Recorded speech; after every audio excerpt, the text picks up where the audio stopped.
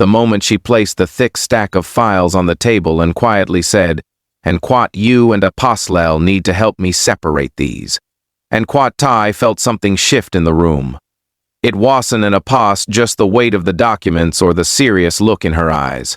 It was the strange feeling that this moment, this ordinary office task, was about to become the beginning of something much bigger than either of us expected. The city skyline stretched endlessly behind the glass walls of the office. This is SK Stories, where every story reminds us that kindness, empathy, and second chances can appear in the most unexpected moments. If you enjoy stories that inspire the heart, press like, share this video with someone special, leave your thoughts in the comments, and subscribe to SK Stories for more powerful stories. Felt slightly out of place. My name was Adrian Cole, and 3 months earlier, I had been just another man struggling to keep his life together. I had moved to the city after my small family bookstore collapsed back home. Years of effort had disappeared in months, and with it went most of my confidence. When I arrived here, I took the first job I could find, an assistant at a corporate consulting firm.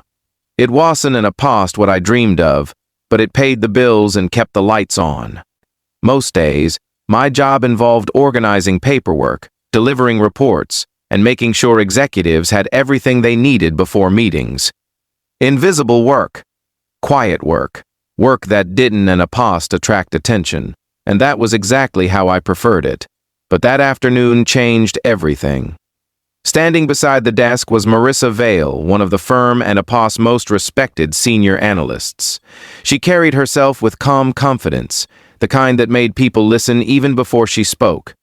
Her golden dress contrasted sharply with the gray seriousness of the office, and yet it somehow made the room feel warmer. She had been reviewing financial files for nearly an hour before calling me over. When she placed the binders down and asked for help separating them, it sounded like a simple request. But as I opened the first folder, I realized these were and Apost ordinary reports. Numbers were circled. Notes were scribbled in red ink.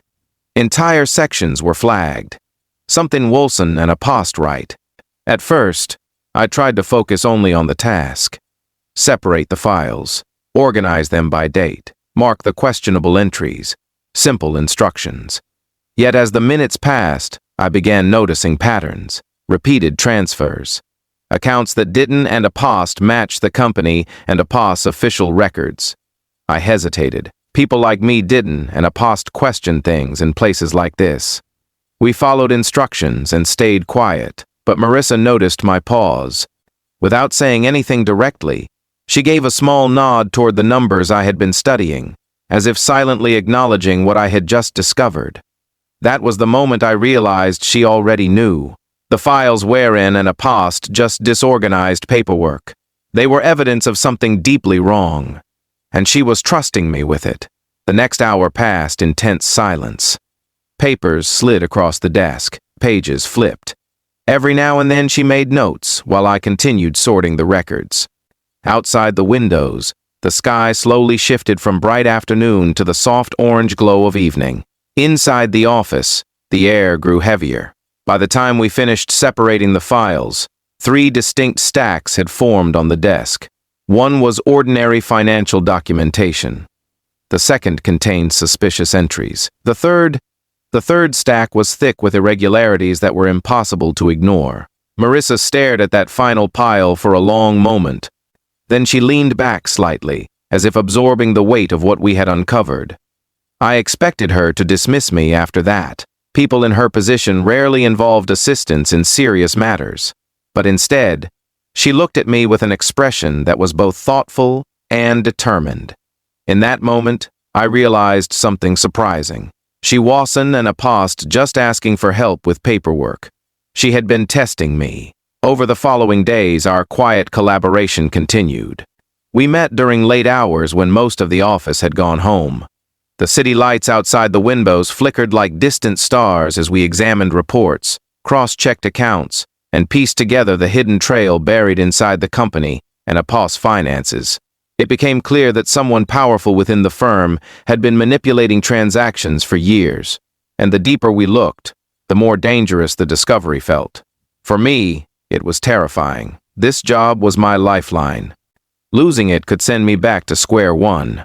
But every time I considered stepping away, I remembered the honesty that my father had always taught me when I was younger. He used to say that integrity mattered most when it was hardest to keep. Those words echoed in my mind as the investigation quietly unfolded. Meanwhile, something unexpected began to grow between Marissa and me, not romance, not exactly friendship, but a deep mutual respect. She treated me like an equal in a place where assistants were rarely seen that way. She listened to my observations. Sometimes she even smiled when I caught details she had missed.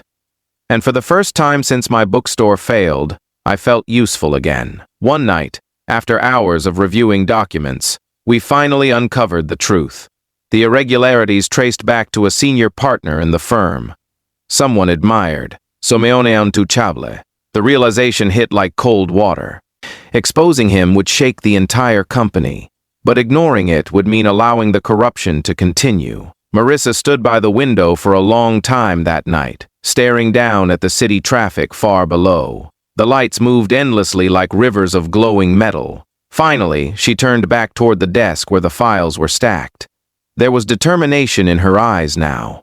The next morning, everything changed. The evidence was presented to the board of directors. The investigation began immediately. Whispers spread through the office hallways like wildfire. Meetings were called. Executives arrived early and stayed late.